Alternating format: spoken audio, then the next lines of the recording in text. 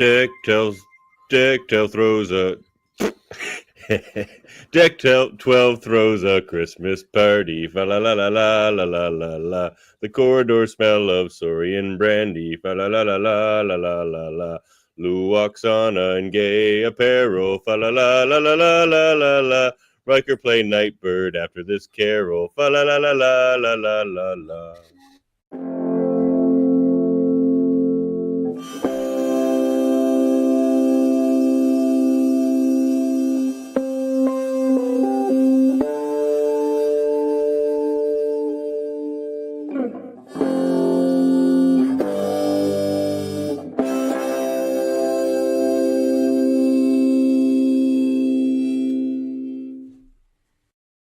Welcome to the tongue twister of Christmas, day one. No kidding. And wow. Wow. Deck 12 is hard to say. Plays Nightbird. Deck 12 throws. Deck 12. Say Deck 12 throws 3 times fast. But anyway, it's the 12 debates of Christmas, day 9. Indeed. And we're Davin and Dave, hello. Playing Simple Tailors. And your locutors of track. We are. Yeah. And we're here to locute a little bit about debates past. Tiny bit. On this. Yeah, a little bit. Now, a generous paucity of locution. You were not there for this one, so you may find this one fun for the first time. Maybe for me. Yeah.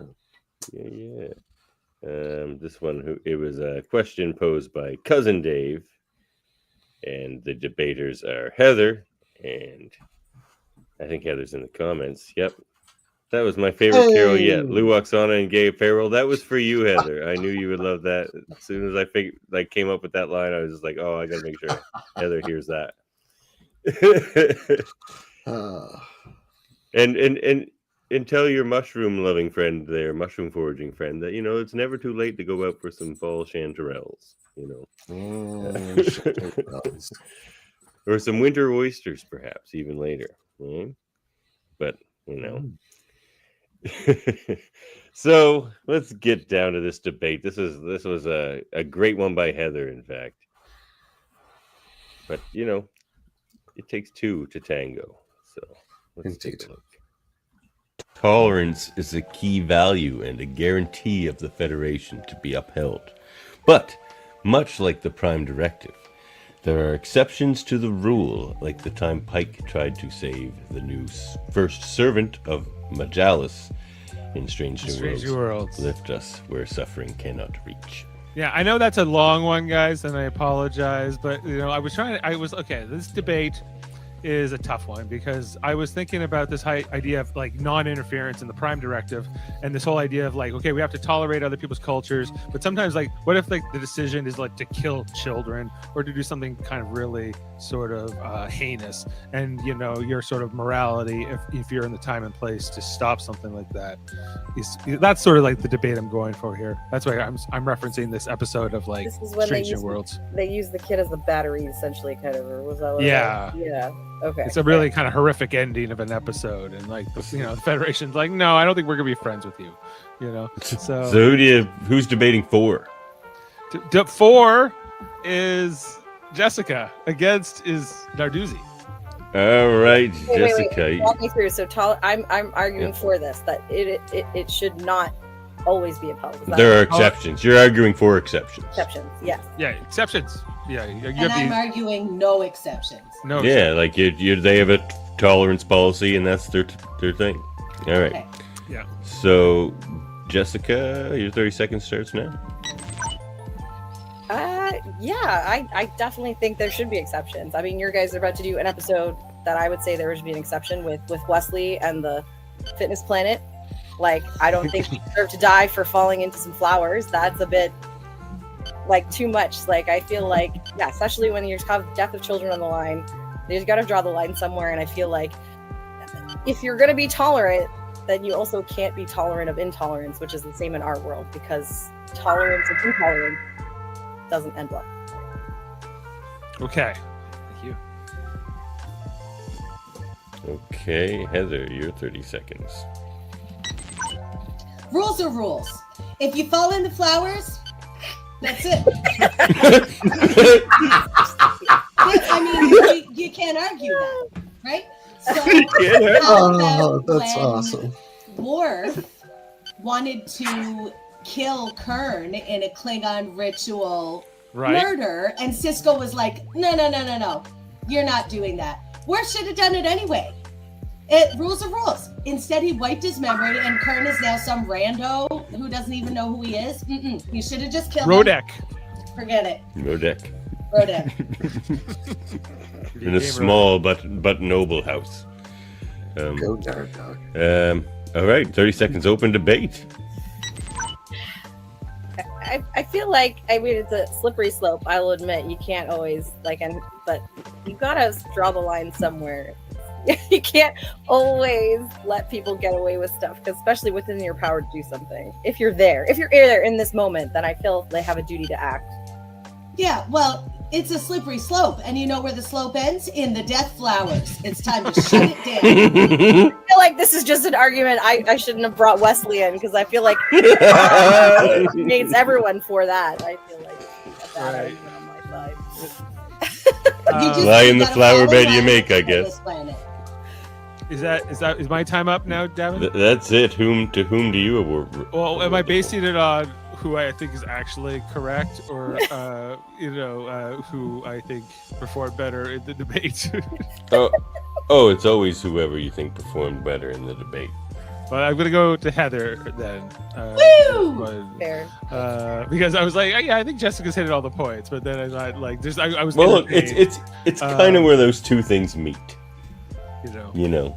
But Here's the thing: when you're the judge, you're the judge. I'm Them's the the rules. judge. You decide what you want. Thank I you did for the create- point. I love it. You're welcome. So, your thoughts? Well, Heather's approach is delightfully zany and like off the wall and hilarious. And of course, I mean, in the background of her response is just the lovely sense that like the universe tried to say, shut up, Wesley. And it just wasn't allowed. But the other thing that got me thinking was, the exceptions argument ultimately formulates what we currently call the responsibility to protect in this rules-based international order, which defies international law at all times, right? So there's actually a really close order. Yeah, I mean, it's essentially just chaos and setting the world on fire and saying, no, it's all your fault. But yeah, that sense of responsibility to protect has I been personally blame the porpers endlessly. The boors. Oh God! Don't get me started. I'll yawn all the way to bed. Boors. Anyway, now the folks in South Africa are just now cracking their knuckles at us. Anyway, no, but I said porpers. Who? I said the porpers. Oh, the porpers. I thought you were taking a dig at South Africans. No. Why are you trying to get me in trouble with my South African friends? Oh, I can say I'm just a natural subversive. Just get me in trouble with the poor, which is basically everyone. That's true. We have only our transmitters. Yeah, no, that was a delightful debate. I thought Dave's question at the end was hilarious, though. Do I give the point to who is correct? Or like, Dave, we would just always. Why would we debate if I knew who I was going to give the point to? Yeah. Oh, it was delightful. Heather says she would never invoke "Shut up, Wesley." She loves Wesley. Oh. Well, I mean, he has fine sweaters. Very fine sweaters. He does, and he does tell off that tall man who's rude. I feel like you could make a sweet Wesley Christmas sweater. Oh, man. Yeah. Be sort of great. That one with a little, like, rainbowy stripe on it, the yellow, green, red, or whatever it is. Yeah. What are your thoughts here, Santa Con? Well, it is a funny debate. I mean, it is one of those ones where clearly there's a harder side to debate, and you got to go crazy with it. And Heather did. You got to own those debates when you're kind of on the tough side of it. Yeah, Like I mean, I had debated you against you with Martok. I was just like, I don't believe any of this. I love Martok, so I just had to be like, Worf did it. Like, you just have to do crazy things. Yeah. I mean, you have to take all those things that should you feel like always risk driving a truck through your preferred arguments, right? And just kind of run with those. Yeah. Hmm. Yeah. But I mean, that's sort of the Yeah. fun of the game. It's a very, again, I've said it before and I'll say it again. It's a very Klingon game that way, right? Truth is not an object to be found. The truth is to be won through contest in Debate 9. So do you think they should have killed Wesley on the planet? Do you think Oh, man. Yeah, it's an insoluble question that way, isn't it? Right? Like, what do you do with those principles?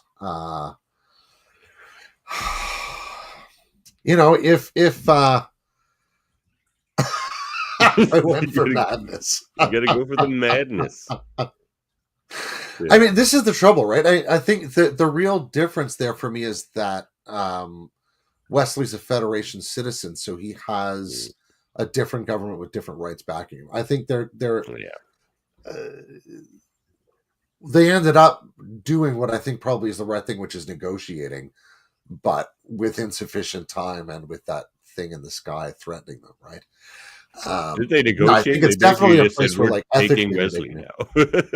Yes. It's not really a negotiation, I don't think. But I don't think they gave them anything back. They're like, "Here's some fruit." We're taking Wesley. this is the trouble, right? Like, ultimately, we're sort of between a rock and a hard place here. Yeah. And ultimately, I suppose the part of the question is like, what does a captain do for his or their crew, as opposed to somebody from a different group? And there's a whole different set of ethical obligations on Picard in particular. But yeah, I mean that's some of the stuff I love about Star Trek, where there's no solid good answer, because they really actually bring up a conundrum and play it out. You know. Yeah. Because who wants to only hold on to their principles when they're convenient? But at the same time, who wants to hold on to their principles so rigidly that mercy can never triumph over justice, right? That's Klingons.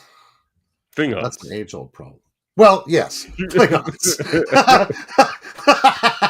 And now to discommendation. You experience Beige.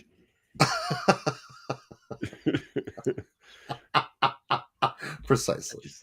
But yeah, and the episode that Dave brought up to kind of frame the question is a good one too. Where like in Strange New Worlds, where the whole planet they like sacrifice a kid.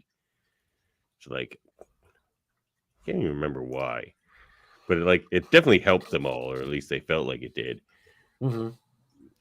So you could just say, "Hey, that's a cultural thing," and just leave it alone. Well, I mean, much like They didn't. the sort of the whole opening up of chests and taking hearts by Aztecs and all that kind of stuff, which is not certainly to my taste, but is definitely a cultural practice. It's really more of a Thursday thing. It is Thursday. Wait, never mind. It is Thursday. That's right. Let's cut open some hearts for Christmas. If you find a Klingon heart in there, you know you're in trouble. They have a backup. Or do That's they? true. They have 2 hearts? I think they do. Oh, God. They have 2 of I a don't know. lot of things. Maybe They have two of a heart's not lot one of them. stuff. Yeah. It would make sense. Well, All right. yep. You all ready for Christmas now? Pretty well. Yeah. I mean, this is busy time of year for my line of work, but yeah, we're pretty much set, I think. Just looking for a little bit of snow maybe this weekend. Knock on Yeah, wood. it's supposed to be Saturday and getting the snow tires on Friday. So Oh, right on. perfect. Right timing. on. Just in time for the great Halifax tradition of forgetting how to drive when it snows for the first time. I stay away from Magazine Hill on snow days. Oh, that is definitely a good plan when it's snowing.